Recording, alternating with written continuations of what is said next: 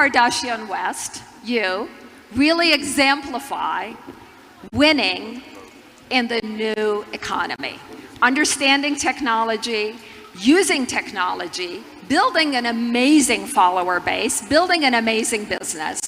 So today, what we really want to do is get into your brain, understand how you started, understand how you built this amazing franchise, but even more importantly, understand how do you keep it up. So tell us, Kim, how did you start in media, in the television world, and then decided to really go online and take advantage of social media? Yeah, well, I always knew that I wanted to be on TV, but I was always fascinated by reality TV. I know that sounds like a ridiculous goal, maybe, because especially back then, reality TV, it just wasn't really that popular. Well, I think you defined it. I think you defined it and then you owned it. I mean, but being like a kid at 11 years old, or maybe I was 12 or 13, seeing The Real World, and that was the first reality show of really its kind. I remember seeing that and thinking, this is really what I want to do. And I would tell my friends, and now I'm so blessed to work with the same production company as The Real World. So I kind of always knew what I wanted to do, but I never really had a plan or a goal of how to figure that out. I would say in life, I'm very organized and I'm very thought out, but I did wing it. And I think it's okay to wing it sometimes. I couldn't agree more, by the way. I mean, one of the things that I talk about in Power Up is to really not try to figure out how to have the winning strategy, because you just never know. You just have to respond to opportunity. And it's about adapting to those opportunities, and it's about figuring it out. And maybe at the beginning of my career, I would have done anything, maybe things that I didn't necessarily believe in, products that I was selling, anything from maybe shoes and cupcakes to workout clothes. You sold cupcakes? Everything. Really? Everything, you name it, I tried it at least. And the evolution of really finding my confidence and my power was an evolution, and I got to do it in front of the world, figuring it out and figuring out what I really wanted to be into and what I was really passionate about. But the main message that I want to tell everybody, especially women, is it's okay to figure it out as you go. It's kind of like when you're a new mom and you think you're just supposed to have it all figured out, and you just are winging it. You're figuring it out as you go. And it doesn't mean that you're less of a successful person because you were figuring it out as you go. I think that's everyone in life. A lot of startups use the word pivoting. And in technology world, we use the word pivoting all the time, maybe overused, but it's exactly what you're talking about, where you try something, and if it doesn't work, you try another version, and if that doesn't work, you try a third time. But what it takes is resilience. What it takes is the opportunity to hang in there, not give up, and that's a great message, I think, for all of us, but especially women, because I think women are more perfectionists than men are. Well, I don't know if you know my husband. That wouldn't be the truest statement. But yes, I totally, I believe that as long as you learn from every step of the way and every mistake or every success, everything that you do, as long as it's a part of your story and as long as you learn from it, you're doing the right thing. In the technology world, we also use another term very often, and that's transparency. And I really do think that Kim Kardashian West has defined the term transparency. You are willing to open up your life and basically be on camera, share a lot of your personal life. How do you balance that? How do you balance privacy with, in fact, allowing the world to see how you live and how you conduct your day-to-day life? I think at the beginning, I didn't even know what the word privacy really meant. I was very okay with people knowing every detail of my life.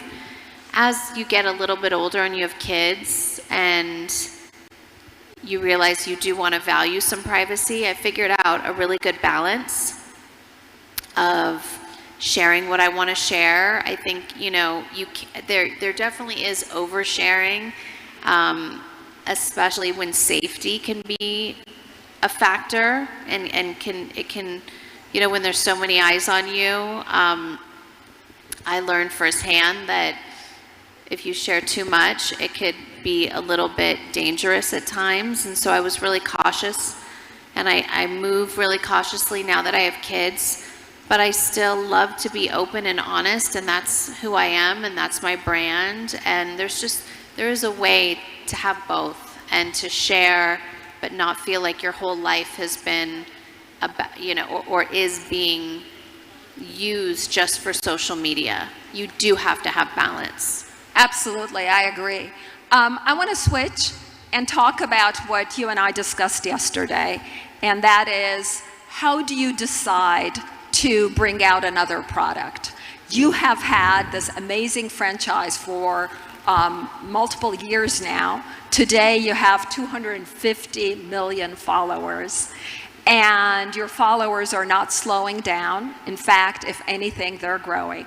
So how do you keep your franchise going?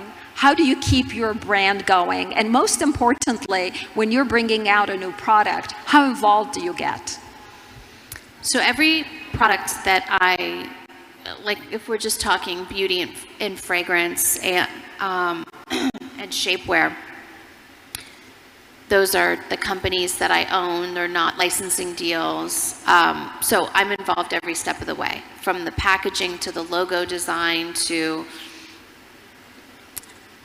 pretty much everything. That's a lot of detail. So you don't delegate the pieces like a logo design or color to others? Do you actually oversee that, make the final decisions? Not with anything visual. Yeah, the visual aspect of it, I like to oversee it all. Shapewear would be maybe a little bit different, because if we go into retail, there's other people that will do that instead, so I won't handle all of those relationships. But what I found is every time there's a product that I want to release, I mean, it works when it's super authentic to you. If you love something so much, or if you're really good at something. So for me, shapewear, I feel like I've been creating my own shapewear for over a decade. With beauty, I feel like I've, got my first makeup lesson when I was 14 years old. And so every time I want to put out a product, I just have to make sure that it's super authentic and really thought out. And I do it every step of the way, from the press box that we deliver to all the influencers, to the campaign, to the photographer. The look and feel of everything is me. But it's not just physical world products that you have. You actually rolled out a game, and it's been a digital product that's been going on for, 5 years now? A little over 5 years now. And the character seems to follow you, actually. So tell me about that. How involved are you with a computer game, and understanding that most games have a shelf life of about 18 months? You have yours going for about 5 years. Yeah, so I'm really proud of Kym Kardashian Hollywood. It was really my first tech venture. A tech company approached me in Silicon Valley, and I was actually unsure at first. Do I want to do a video game? How would I make that authentic to me? Because when you think of a celebrity in a video game, you think of more of like a basketball game or something related to sports. So the concept was really cute, and the fact that I would have a really big say in what my character would do and wear, and a lot of it, it's called Kym Kardashian Hollywood, and a lot of it has to do with the clothes that the character is wearing and buying and photo shoots and everything in Hollywood. So I think it's maintained its success due to just being so involved, you know. I think a lot of times, you know, I can't speak for anyone that I personally know, but when you hear of all these deals and these deals that especially celebrities do, they sometimes just put their name on it. And then forget about it. Yeah. And you stay current and you keep it current so that actually the game is a reflection of you, it sounds like. I'm going to switch the topic to a different area now, and that is I think 250 million people, is that right, following you? When you go to bed at night, do you think about that? Because, I mean, the population of many countries in the world are not as large as your followers. So when you go home and are going to bed, do you say, like, now the pressure, now having that in my head. yeah, how? Well, last night I woke up at midnight being so jet lagged, and my daughter wanted to have a dance party. And so it's 2 a.m. and she's asking me to video her to send it to her best friend to show her new dance moves. And so she said, "Did you post that? Did you post it?" And just the thought of just, it's really fascinating. I mean, it's obviously there's so many benefits, and then there's, you know, some negativity as well, but just the fact that social media has evolved so much is fascinating to me, that I could easily post my dance party in the middle of the night. I'm the worst dancer, so you would not want to see this dance party on my phone. But just to know that that's even a possibility really blows my mind sometime. And Well, I am mindful of it. Yes, and what social media has really done is really flatten the world, right? Geography no longer matters. You can be accessing people in every time zone. So when it's midnight here in Armenia, it's actually daytime in the United States. So the reach of social media is incredibly powerful.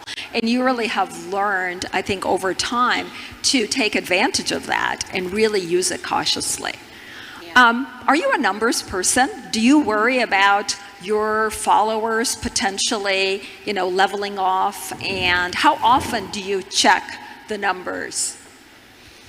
So I'm not the biggest numbers person on social media. I have realized that I am really mindful of not getting too worked up over it, because I do understand that's not the healthiest thing, is to worry about likes and engagement that way. I'm a numbers person when it comes to business and launches. I'm always available launch day to be on my Shopify account and seeing what's selling, what's not, just all the customers. I'm a numbers person in that way because I just care so much. I really want to know how a launch is going. I'm very involved that way. Yesterday when we were together, you talked about a launch in makeup, actually, that didn't go as well as you wanted. Partly, you were saying it was because it wasn't really as authentic of what you use. Can you tell us more about that? That's a product that was not as satisfactory to you at launch. Yeah, so I always like to do analysis of everything that I am launching, and I feel like every launch to me is really emotional. I spend time to think about the concept and the photo shoot, and because my brand is primarily direct to consumer, I feel like I have a huge responsibility to come up with the perfect campaign to the perfect product. And so sometimes, you know, the makeup that I wear is very neutral, and I'm kind of known for wearing a nude lip all the time and a more simple eye makeup, or, you know, the very specific colors. I don't really veer off of that. So when I try to do something because I really want to, I think it's fun, and I want to do a bright color, it might not sell as well because it's just not what people see me in all the time. So I am really mindful of that going forward. I don't really get that upset about it. I just move forward. I figure out why it's not working and figure out what really does work and move on. I'm sure everyone in the audience would like to hear how often do you launch a new product, and how much homework do you do? How much market research do you do, in fact, before you launch a new product? So I think, well, I try to launch a new product monthly, and with fragrance and makeup and shapewear, I try to map it all out. Sometimes it'll be 2 products with different companies a month.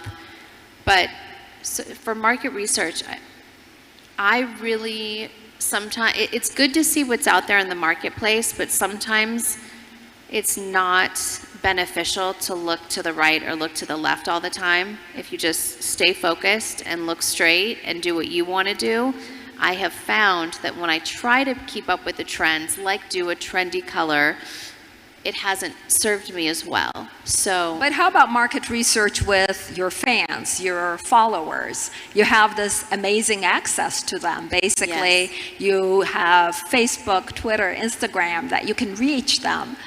Do you take advantage of like a focus group or virtual focus group? I absolutely do. That's the best part. That's what I think got me hooked to Twitter and really shaped my brand, because when I was launching, my first fragrance, I tweeted, should I use this color pink, like a lighter pink or a darker pink?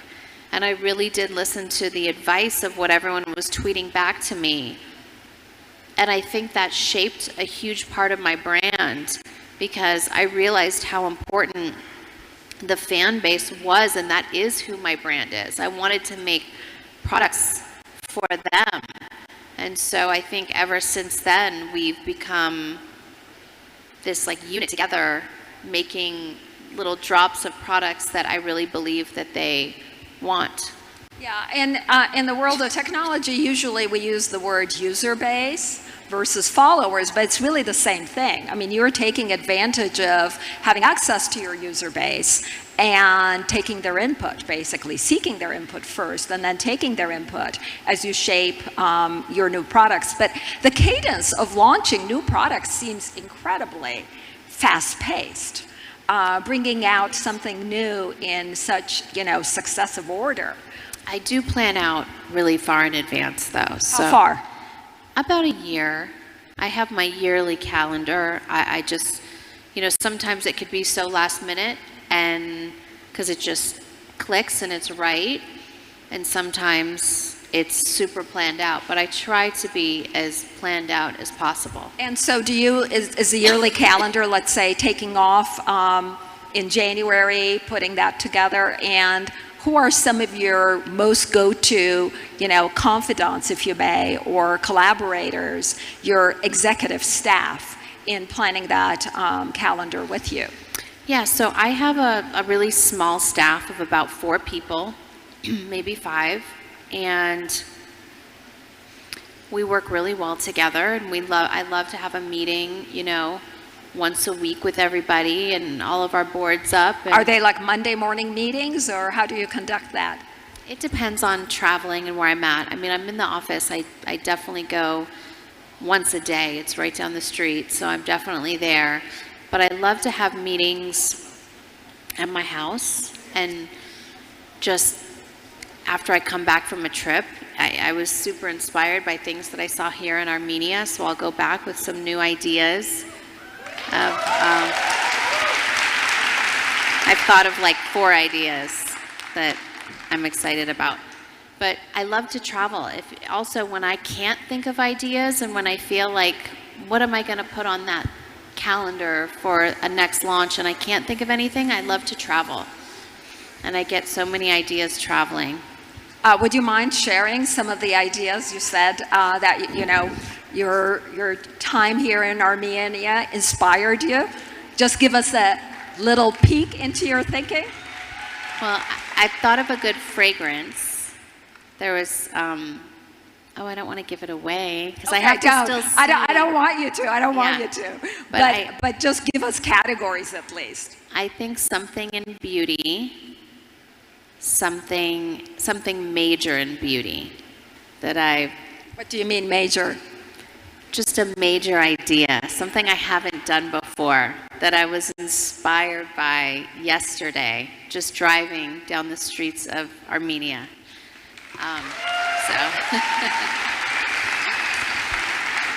And then I think a fragrance I would love to do with some beautiful, fragrant Armenian flowers. So. Sounds lovely. Okay, we will be waiting for that. We'll be following you and looking for the launch. Oh, I love you. Well, you're going to continue to have Kim when we're done with the fireside chat, because Kim is also joining the panel that we're going to move on to. But before we do that, I want to basically ask you specifically about being in Armenia, which we just talked about, but also being at a tech conference in Armenia. How does that make you feel? Well, I couldn't be more proud. I had to bring my kids because just being in Armenia, I've been once before, but being able to bring my sister Courtney, who had never been here before, and all of our children, and getting the opportunity to baptize them all yesterday here in Armenia means everything to us. We'll have these memories forever. So that, just on a personal trip, that means everything. We're filming my TV show here today and on this trip, so I love being able to even use some local Armenian people here to help coordinate our trip and get it all situated. So, I mean, that in itself just means everything to me to be here. When I heard they were holding the tech conference in Armenia, I mean, it wasn't even, I couldn't say yes fast enough. It was the best, wonderful, excuse to come here again. So thank you for having me. And I'm just so proud. There's this huge tech conference. People back at home, I think I was telling you this yesterday, someone that works for me went to go buy something at Nordstrom's and said, oh, I need this bag because I'm traveling. And the girl that worked there said, well, where are you going? And she said, oh, Armenia. And the girl that worked there said, I'm Armenian. There's this huge tech conference in Yerevan, and everyone's going, and they have all these, it's so exciting for our country. And I was so excited that just people around the world are so excited to be here, and that a huge tech conference like this is happening in Armenia. So thank you for having me. I'm so proud to be here. As we close the fireside chat with Kim Kardashian West, I just want to say, Kim, that I am full-blooded Armenian. I grew up in Istanbul, Turkey, and lived there until I went to college. And when I went to the United States, I was trying to, talk about this region and talk about Armenia. I would tell my best friends about the food and about the culture. And, it would go in one ear, out the other. They didn't really remember much until you came to Armenia in 2015. And then all of a sudden, my friends were quoting me facts about Armenia, the ones that hadn't even paid attention to me. So thank you for what you do, for your culture, for Armenia. And now it's time. We're going to remain seated, but they are going to bring additional chairs for the rest of the panel. And when the chairs are situated, we're going to move to the end, and I'm going to invite the other panelists. Perfect.